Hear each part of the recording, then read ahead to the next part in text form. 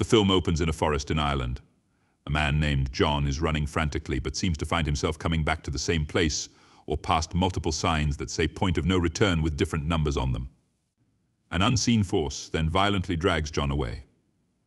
Elsewhere in the country is an artist named Mina. She lives alone and has dealt with the guilt over her mother's death in a car accident 15 years earlier because Mina was fooling around and mocking her mother when she told her to stop. Mina works at a pet store and is asked by her boss to deliver a parakeet that she later names Darwin. Before her trip to deliver the bird, Mina goes out wearing a wig and using a fake name, which she tells Darwin is because she prefers to pretend to be someone else. Mina takes the trip with Darwin and ends up going down a road leading into the forest. The car suddenly breaks down and shuts off, leaving Mina stranded. She walks out of the car with Darwin and calls for help, but when she comes back to the spot where she left the car, it is gone. Mina continues to wander until she sees a woman running, and Mina chases after her. As it is getting darker, the woman enters a small cabin and tells Mina to go inside before it's too late. Mina runs into the cabin. The old woman says her name is Madeline, and she is with two other young people, Ciara and Daniel. The cabin they are in is called the Coop, and they have all been there for an undisclosed amount of time. Mina stands by the mirror and hears what sounds like applause. The sound is coming from the outside as the four are being observed by entities known only as the Watchers. Daniel puts on a show of sorts for the Watchers, as Mina is told to just act normal while they are being seen. The three give Mina rules for staying in the Coop, as well as for surviving the Watchers. They are able to leave the cabin during the daytime since the Watchers cannot come out in the sunlight, and they must be indoors when it gets dark. Mina bonds with Ciara, who says she came with John, who was her husband, and it is suggested that Daniel has a crush on Ciara.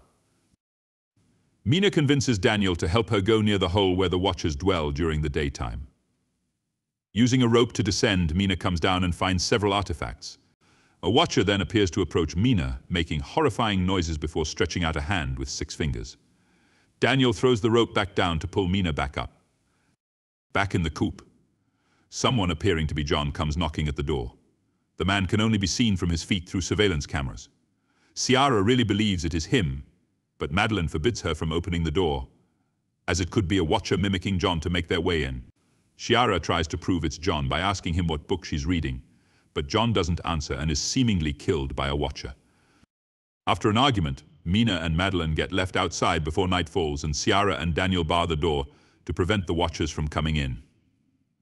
The two ladies hide as the Watchers emerge, appearing as tall, lanky, spider-like monsters that let out horrible screeching sounds.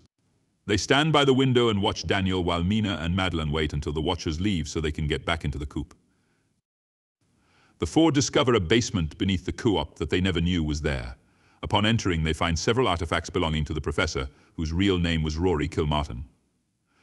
Mina finds videos on a computer left by Kilmartin, where he documented his time with a captured Watcher, trying to convince it that he was harmless and wanted to learn from it. The last video shows that Kilmartin eventually came to realize helping the Watchers was futile, so he used a gun to kill the captive Watcher and himself.